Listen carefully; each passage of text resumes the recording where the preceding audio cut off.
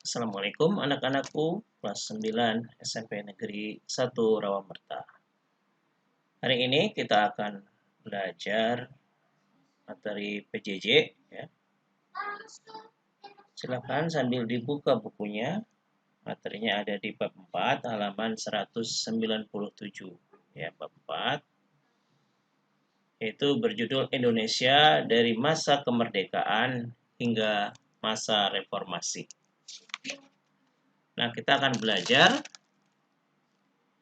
seperti yang ada di layar kalian adalah peristiwa-peristiwa menjelang proklamasi kemerdekaan Indonesia.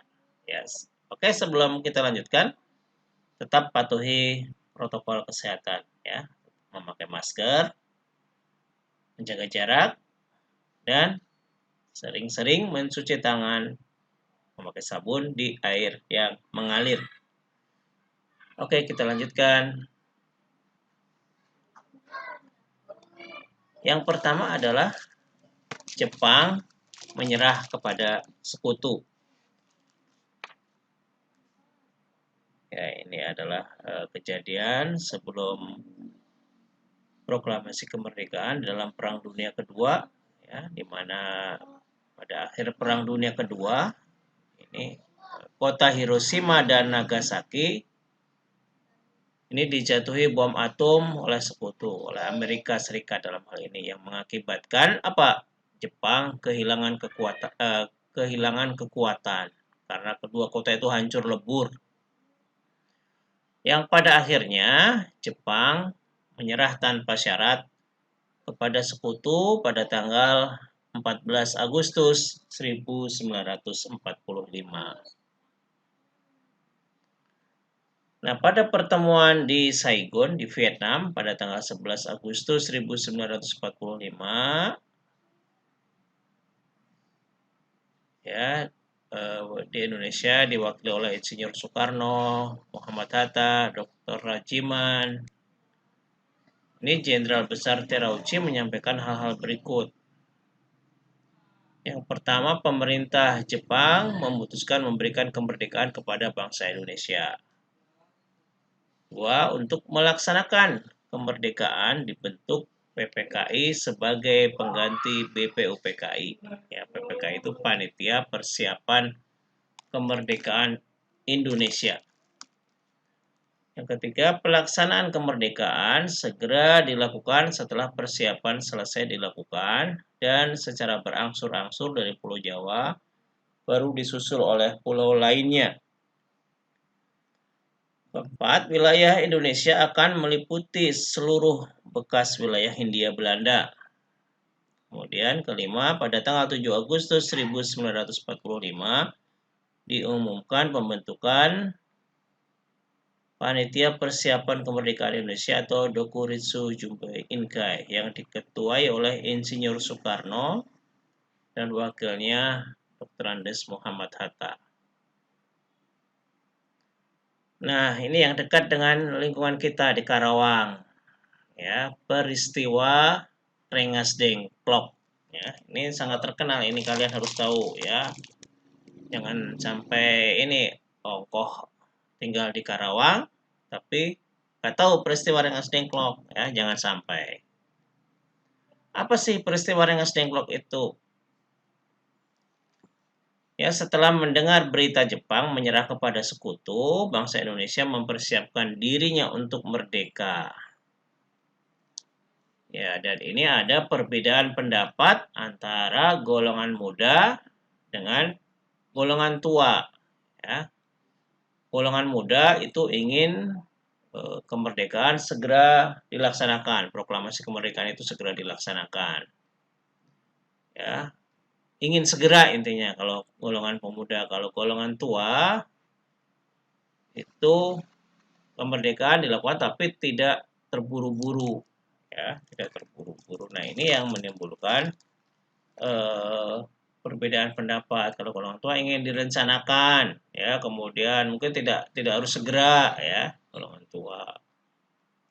Sementara golongan muda itu ingin secepatnya.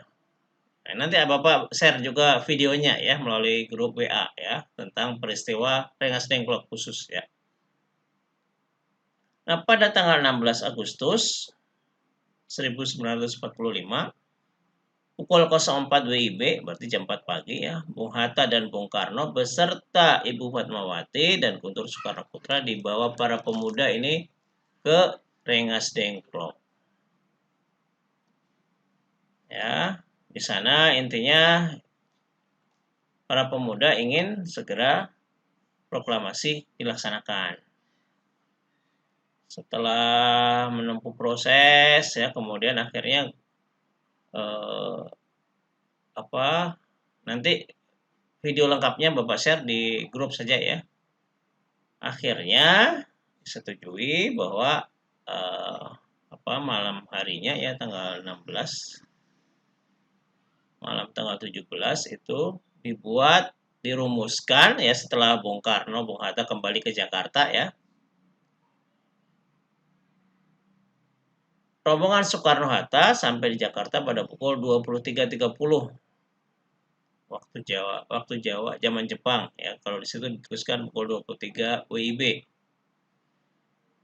Kemudian bersama rombongan lainnya menuju ke rumah Laksamana Maeda di Jalan Imam Bonjol nomor 1 Jakarta ya, tempat Ahmad Subarjo bekerja. Nah, kemudian pada malam hari itu juga ya, dilakukan perumusan teks proklamasi.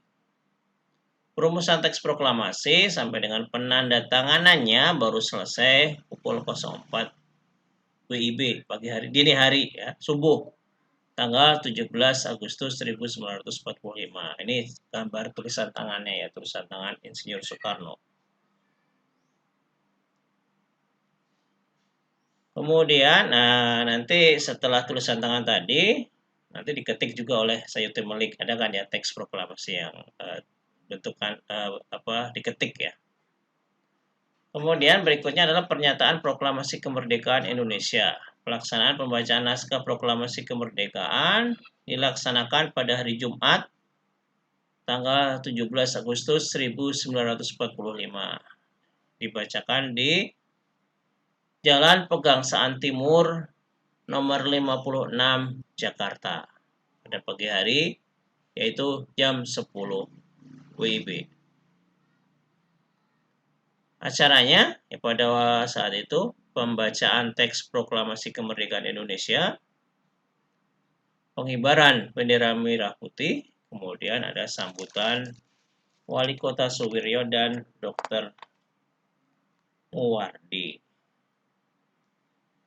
Nah, ini teks proklamasi yang sudah diketik oleh Sayuti Melik.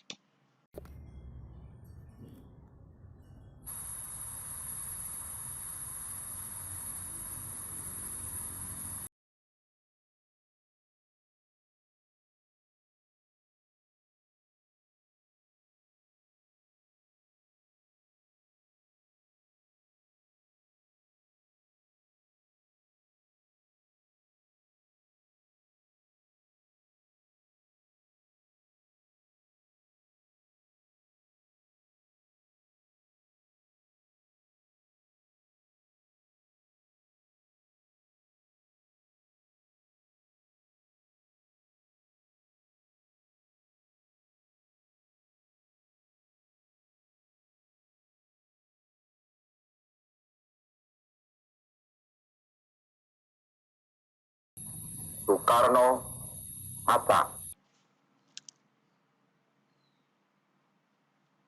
Nah, setelah dilaksanakan proklamasi kemerdekaan, ya tentu ya seperti era sekarang pun sama ya. Ini berita, penyebaran berita proklamasi kemerdekaan tidak, kalau zaman dulu pasti lebih susah ya. Kalau zaman sekarang kejadian saat ini di Jakarta atau di belahan dunia yang lain bisa langsung live ditayangkan. Kalau dulu kan tidak semudah sekarang ya. Kalau dulu baru ada radio, itu juga terbatas ya.